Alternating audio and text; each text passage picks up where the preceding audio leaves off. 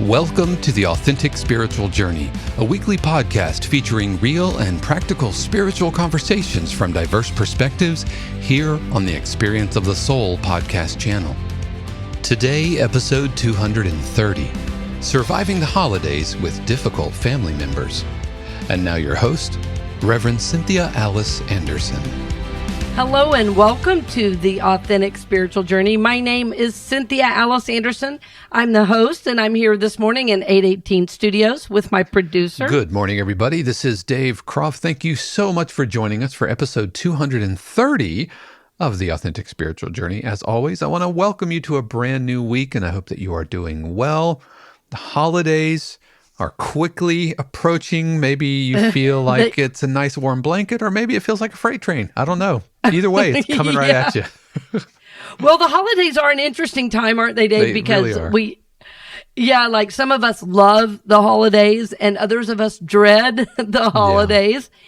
Yeah. And it's a really interesting time because it's supposed to be a time of like joy and cheer and family connection and all that good stuff. And I know you guys really love the holidays at your home. And as I'm saying the holidays, I'm really thinking about Christmas. Mm-hmm. But for me, it's Thanksgiving, Christmas, and New Year all rolled into one. Yeah. With, if you've been listening to the show, we've talked about like the passing of Shannon's dad, and we've just last month crossed the 2-year mark. And we're just now, I think Shannon's just now starting to kind of come out of some of the grief, because now it's not the first time, right? It's not the first Christmas or even the second Christmas. I think this will be, it changes. This will be the third holiday. And so, starting to feel a little bit of the joy return. Not that it was dour before, obviously, but just as grief, as time tempers grief a little bit, it becomes a little bit easier. I've noticed this year feels a little bit lighter than previous. A little bit lighter. That's a great way. Yeah, that's a great way of saying it. And for me too, actually, because my mom passed so close to the same time, and we just passed her 2-year mark as well. Mm-hmm. And it's my mom and I were so close, and we had such a big family at the holidays that there was always a great deal going on. I've been away from the family holidays, though, for a really long time because of my work, largely. Yeah. And I'm going to talk a little bit about that today, about, how do we move into the holidays? So give us our title. It's the longest title I think I've ever had. Yeah, it is Surviving the Holidays with Difficult Family Members. Surviving the Holidays with difficult family members. And I'm sure we can all relate. There's always like someone just sandpapery, whether it's immediate family or extended family, the sandpaper person.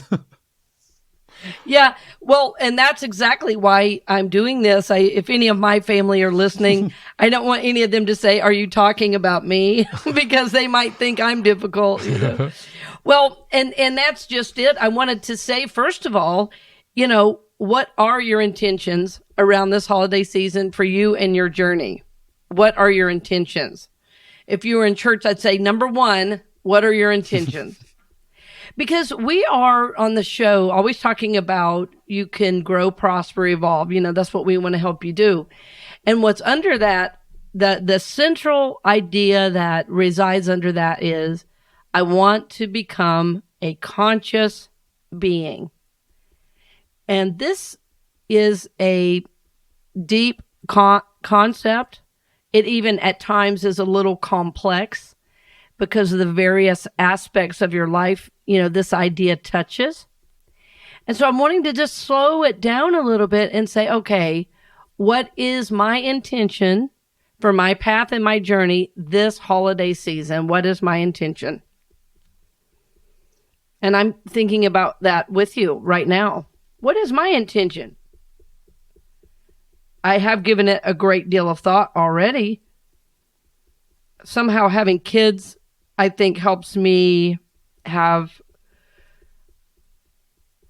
specific intentions around celebrating and making things special. But I have a journey in this as well. And part of my development is, for so much of my life, Well, let me say it this way. For so much of my life in a large family system, it's really about everybody being happy. And my role was making sure everyone was happy. And I didn't really worry if I was happy or not. So my growth is really thinking about the season this year in a new way, that I really want to enjoy the season. I really want to have time with my family. I want to have time to relax and build a fire and be present. I want to be able to come into this season not frantic. In other words, my shopping is about half done, and we are not in the month of November. Well, we are on the show, but we're recording. Yeah. We're actually recording it in late October, and I don't mind telling you that because this is part of the authentic nature of what we're doing. So we are thinking about and wanting to help you along your journey of the holidays. We want you to have a great holiday season full of love, full of joy, because no matter what your history, you have a right to that. And so when I say we're seeking to become conscious beings, the idea is that we are waking up to the goodness that we are. We are waking up to the fact that we are worthy. We are waking up to the fact that we deserve to have a wonderful experience any day of the week, and most especially, this sacred time of the holiday season. And this might be a new idea for you. So what is your intention this holiday season? While you think about it, I'll take a sip of coffee. Yeah, I think I'm just recalling the breaking point that Shannon and I had, and I can't remember if I've shared this on the show before, but when we lived in Memphis, and we don't have any kids, and so when we lived in Memphis, we would drive, quote unquote, home. Right. I'm glad you said that. To North Carolina, and there was one year where we drove, and it's about 12 hours from where we lived, from Memphis to, the Charlotte area. Right, Charlotte. Mm-hmm. And so there was one year where we drove on the 23rd. Mm-hmm. On the 24th. No, we drove on the 24th. Anyway, we had a Christmas Eve morning. We had a Christmas Eve afternoon. This is all at different family members. We had a Christmas Day morning, lunch, and dinner. And we had a 26th dinner. And that was it. Wow. Because we drove in on the 23rd. We did all of that. And it's not like everybody lived in the same town. Like, we're going to Charlotte. Now we're going to Greensboro, and now to High Point, and now to Albemarle. So we're driving all over. I'm exhausted just hearing it, right? And we just said, no more. And that was the last time that we drove, that we did Christmas, quote unquote, at home. It's like, we're not having a Christmas. We're not enjoying this. We are burning ourselves out. We're spending more time driving. Not to mention that at every single one of these places, you would get stuffed with food, which was great and awesome, and it's in abundance. Yes, I recognize that. But, if you have Christmas lunch and everyone has turkey and the whole dressing, the whole nine, and then you go to dinner, dressing turkey the whole nine, and then the next day, dressing turkey the whole nine, because everybody had their own individual giant Christmas meal. But those, because we didn't have kids, I think it was expected that we would be the super mobile, right? We would just attend everything. Yeah.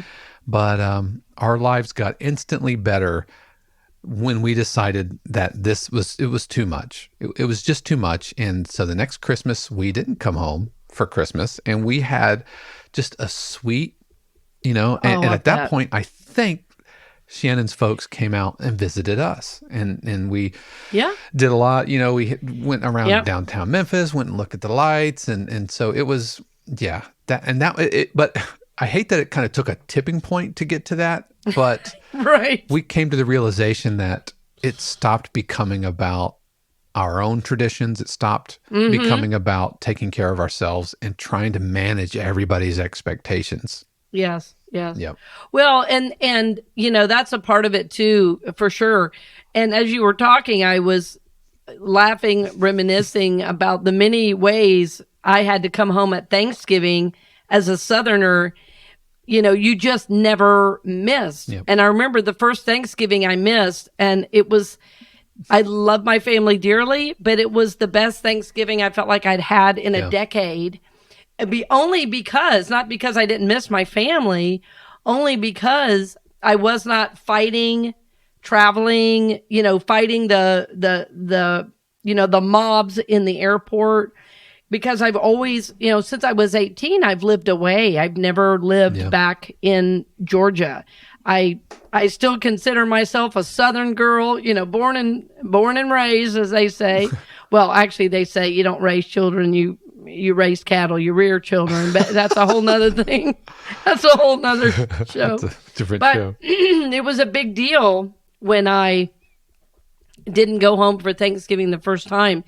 And it was because of a difficult situation with a family member that I felt like I kept putting myself in a situation that was uncomfortable. And not only was it uncomfortable, it felt and was abusive. So, but not only did I do that, I worked really hard to do that. I paid money. I didn't sleep. Sometimes I would take red-eye flights.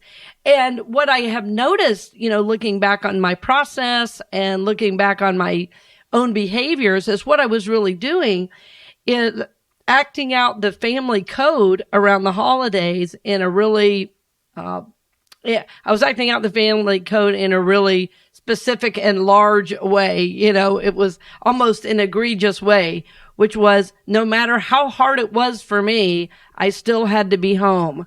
And my family role was, no matter how hard it is for me, I have to make everyone happy. Now, my siblings are completely unaware that as far as I know, that was my role. But I know that was the role I played. And as I've aged, I've had little bits, mostly from in-laws, saying, "Oh no, you've done enough. Let's let somebody else pick up the helm." So just realizing, Dave, with you guys, somebody can actually come here. And just realizing, no, let's take care of ourselves just simply because of the travel. And you realize you're being run by expectations. And so I think when you did hit a wall, and like all of us, we call that, I call that the wall of awakening. Right. It's like, okay, I cannot freaking do this again. Yeah. So a new choice has got to be made. And that's often how we do become conscious and wake up. Yeah. And I think had we, had children, there would have been that really clear kind of delineation. Now the family becomes about, creating your Christmas for your own family. But because we transitioned right out of college into, married life and all of that, it was just the expectations that you would give to a college freshman were carried through, and it took that tipping point. And it wasn't this giant blowout. We're just like, no, we're done with this. On the drive home, we're like, this is it. I hope you all enjoyed it, Grandma, but we are not doing this anymore. Well, and these are different times. Some of these ideas that everyone has to be home at this holiday is really an old idea. And it doesn't mean it's a bad idea, but people are living all over the country, not in the exact same town. Yeah. When you were all gathering for Thanksgiving, everyone lived within a few miles, right? And that's not the case anymore. And so there's a couple different families I work with, and one of the things they do is they do a Zoom call the next day, connecting, talking about what they did. And so it's more meaningful, and no one is tired. Right. And nobody has, hotels to pay for, and hotels, yeah. Not that we would stay and like crash on couches and spare bedrooms and everything. So that's a whole other thing. That's no fun either. No, that's no fun either. And you get to a certain age that's just no longer fun. As it turns out, the last year, I think we actually got a hotel, which caused a whole other kerfuffle because why wouldn't you want to stay with us? I'm like, well, because you have pets that stay up and you have like babies that scream, and so we're gonna stay in a hotel. Everyone will have a much better time. And so Well, and so yeah, part of becoming conscious, we said first, what is your intention in the holidays for this holiday season? And this will air early enough that this will really support your, you're moving into the holidays just the way your soul needs and intends. Part of the strength of your journey now, as you are becoming conscious, is realizing that you don't have to do what the family expects. You don't have to do what the family expects. And for some of us, this is brand new. It's like, what? I don't? What? But they expect it. Right. And I go, yep. And you know what? If they're adults, they'll get over it. One of my mentors from Unity Village years ago said the 5 most powerful words in the Bible are, and it came to pass. And I was like, wait. And it came to pass. In other words, whatever everybody's so upset about, they'll be over it. That's right. In a week, probably 2. At the most, if anybody's hanging on to it longer than that, boy, is that really their problem and not yours. That's right. Yeah. Yeah. They're bigger things are going on there. And bigger things are going on for them. So to think about what is your intention, what are you trying to fit into in the family code and expectations? Now, having said that, so what I'm clearly saying is it may not be yours to quote unquote, as you said, Dave, quote unquote, go home because you are home. Right. Wherever you live, wherever you are is home. But there may be a reason you want to or need to. This happens a lot with the people I work with. I find all of my clients to be so deeply caring about their families, about their children, their nieces and nephews, and many of them, like I did, like you all, Dave, have aging parents.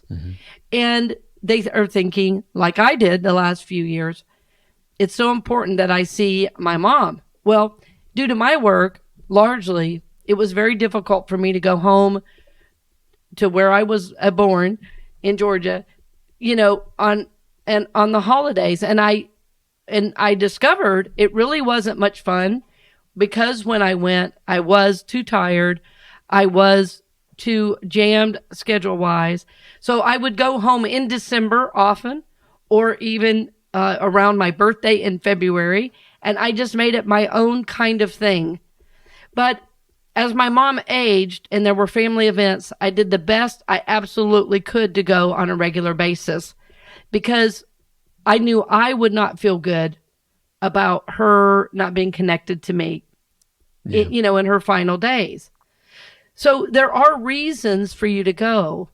And I would not want you to go, well, RCA says I don't have to go to the family. And I'm not saying that. I'm saying you get to choose. But there may, in fact, be a strong reason to go. And if you need to go, I want you to be able to survive the holiday with difficult family members and that to know that, like, you can survive it. You are strong enough. This will be the first year because with Larry's passing. But now Shannon's sister has moved to Oklahoma. And so it used to be that they would come down at Christmas, right? And Judy would go up to North Carolina for Thanksgiving. Right. But this year is the first year that nobody's coming to visit and nobody's traveling. And so it'll just be me. New. Yeah, me, Shannon, and Judy at Christmas. And so we're a little nervous because there is that kind of that big heavy expectation and how much of our production is it. I mean, we have committed, and I'm telling this to the universe. Of course, by the time this airs, no, it hasn't yet. But we're committing to setting up decorations the week after Thanksgiving. I think last year you didn't, right? Last year it was a couple of weeks into December before we did. And that felt late. Yeah, and then the year before, not at all, The year before, we barely got a tree barely. Up. Yeah. I remember it was really minimal. Yeah, but this year, like the Saturday after Christmas, I'm going to pull it all out, or Thanksgiving rather. After Thanksgiving, and it's going to be up, all of December. And so, but how much of a big giant production are we going to make? We don't have the family for the big giant food spread.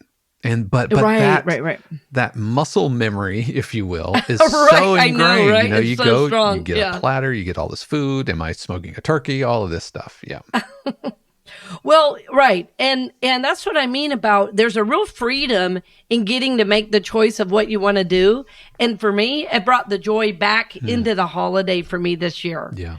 You know, I'm really enjoying my son has a big trip with his school orchestra, and they're going to be, you know, doing a big trip in early December. So he got a couple things early already in preparation, you know, some warm stuff. And, you know, living in Florida, who needs a sweater? And with how that kid grows, I have to buy him a new one every year anyway. Usually he gets it around the holidays. It's like, Merry Christmas early, bub. You know, here are some boots and here's a sweater and and a hoodie, you know, because he never needs it here. So that's bringing a lot of joy into our lives this year. And we are not going to do I'm not going to do any travel because I travel a lot for my work right now, that the holidays and being home and building a fire and being with the dogs and the cats and, you know, my loved ones sounds like heaven to me. That really, really sounds good. And what my family of origin typically does now is there's so many of us, and everybody, all but one, have kids, and one has 7 kids. So everybody kind of does their own thing. And then several days after Christmas, the family gets together. But I don't typically even do that because of holiday services and, you know, such as that. But when I've done it and when I've needed to do it, it was important for me to know I could do it. And here's what I mean. When family has been a source of pain, both emotional and sometimes physical, going into that environment for the holidays can literally be scary. And what I want to assure you of is that you're a grown person now, and that if you're not comfortable going into that, that is where your work is right now. Because you don't want to go into a situation that you cannot handle. But I think typically we can handle it, and we just think we can't. And I'm saying this as a caution because I worked with somebody years ago who was told by a therapist that, oh, you know, your dad's never going to hit you again. You're a grown woman. Well, that was not the case. And she went home for the holidays, and it got extremely violent. So I couldn't possibly know what your family situation was. And because I don't know those things, that's where your spiritual discernment piece is going to come in. In my case, I wasn't concerned about being physically assaulted. For me, it was more emotional. You know, the things I had to deal with, most of the people that had harmed me as a child, I wouldn't see, but I almost always saw one person. So I had to kind of arm up emotionally to be ready for that. And so I had some strategies going into that. You know, one of the strategies for dealing with difficult family members at the holidays is just knowing that I'm safe, I'm secure in myself. And I kind of, the way I talk about it is staying in my lane. I just stay in my lane. I'm not up in everybody's business. I know who's a good person for me to talk to or not. And I just stay with that. I don't, quote unquote, avoid. I'm just conscious of staying in my lane with the people I know I'm really comfortable connecting with and really focusing on them and those, you know, and those healthier connections. And if someone who's hurt me in the past speaks to me, you know, I imagine being zipped up in a wetsuit. I don't know if any of you have ever done any scuba diving. I have. Years ago, I learned to scuba dive. And, you know, part of the gear that you wear is a wetsuit, and you just zip up. So a lot of times before I go into the home, wherever I might be with family, I will sit in the car for, 30 seconds or a minute, maybe 2. And I'll just imagine zipping up that wetsuit and going, you know what? I'm safe and secure. All is well. So sometimes I have to like get myself ready for that. And what's great about that is that I'm acknowledging that it's difficult, potentially difficult. And I'm also affirming my strength in the midst of that. So it's like, but I'm going to protect myself, right? So as a kid, your family's supposed to protect you. And when they don't, there's this desire to always be protected by them. Well, they're not going to unless they've done a great deal of spiritual growth. If your family was not able to keep you safe as a youngster, they probably don't know how to keep you safe as an adult. And the fact is, as an adult, it's your job anyway. So part of becoming a conscious being is not expecting people to be something they're not, not expecting people to be something they're not capable of being. And I have some wonderful, well-intentioned family members that can just be quite hurtful simply by the way they say things to you.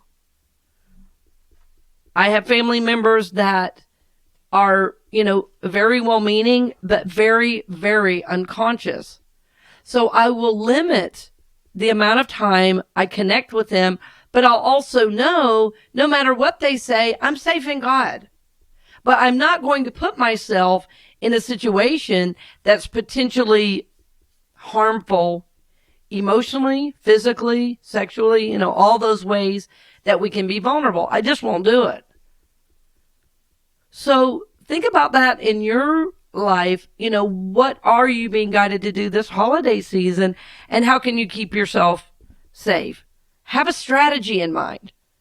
Zip up and protect yourself emotionally, and imagine just that I'm safe in myself. I'm going to just stay in my lane, and I know what's mine to do and where is mine to go, and the people that are best for me to talk to. And then if somebody talks to me, I don't want to talk to me. I can suddenly need a walk outside and some fresh air.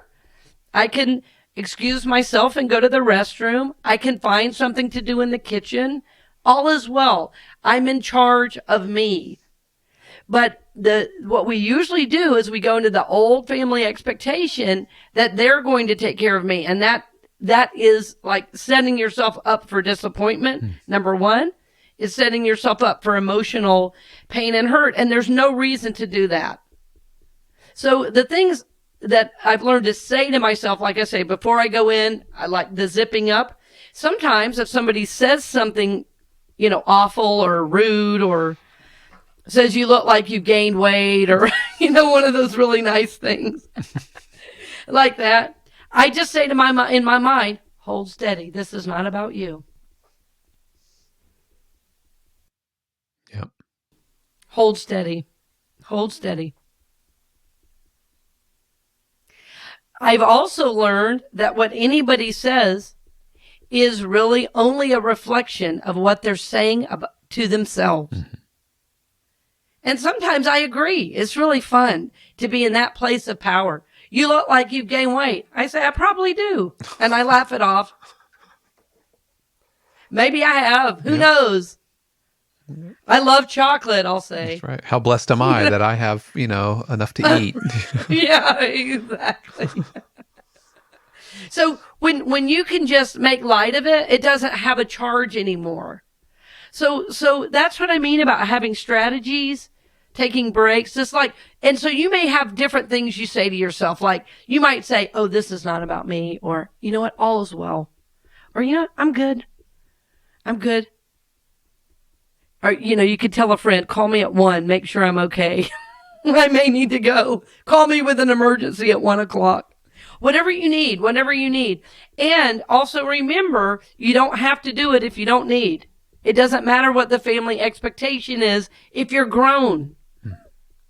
Would you agree, and is it fair to say that escalating a situation around difficult family members rarely ends well? I'll say never.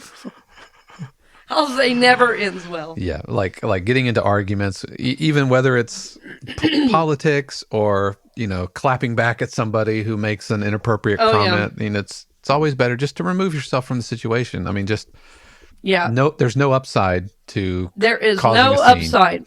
There's no upside to reacting at all. Mm-hmm. And it always, and I talked a lot about this over the years, and I have people push back on this, but there's no strength in a reaction. A response, yes.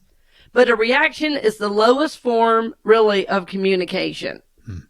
So if you can hold steady and breathe for a second and just it's like, there's this really old hymn. I can never remember the name of it. There's some line in it, something like, let not evil pass this way by, or let not evil pass this door, something like that.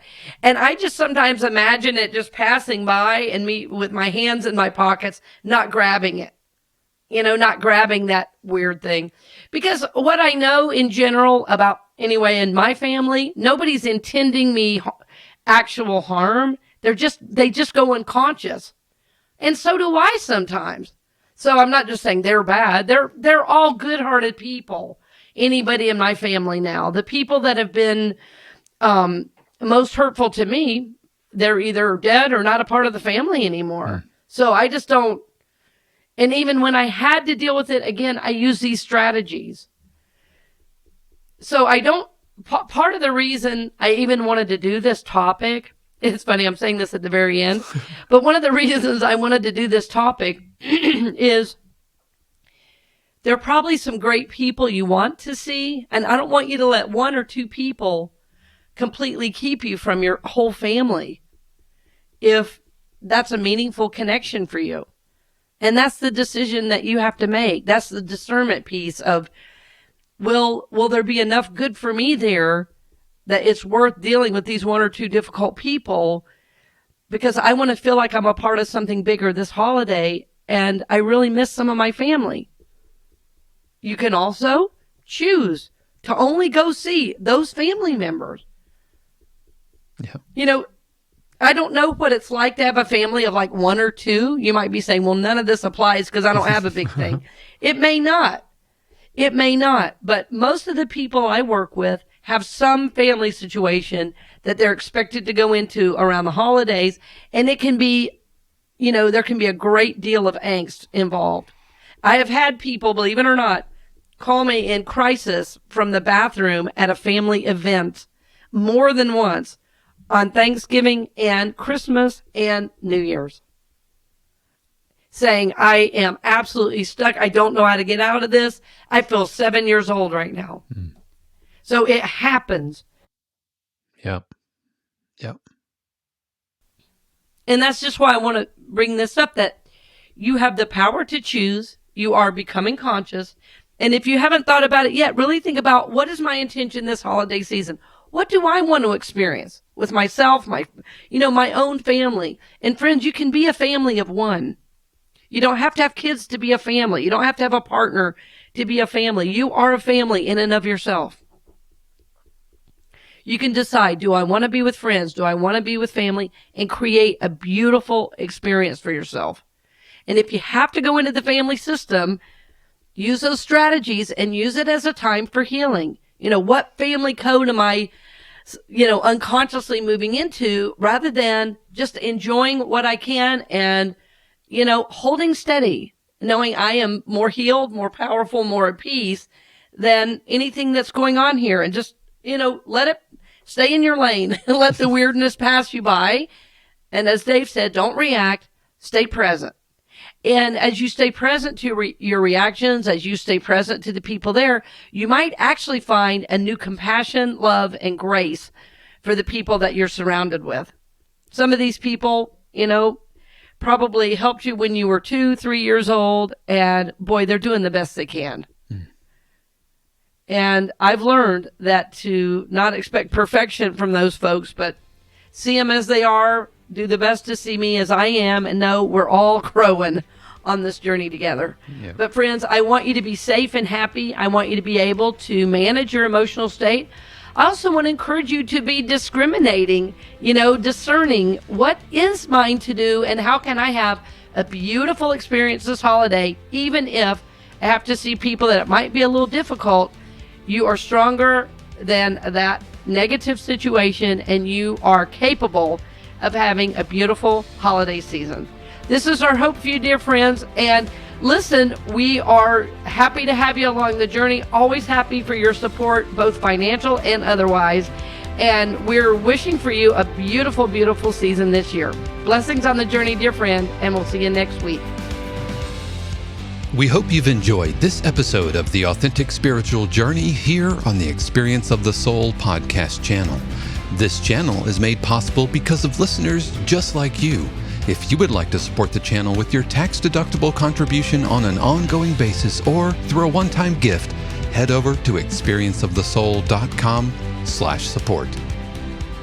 The Authentic Spiritual Journey is copyright 2022 Cynthia Alice Anderson, all rights reserved. Our theme music is composed by Dave Croft and used with permission from RR Hot Publishing. The Experience of the Soul podcast channel is a production of 818 Studios.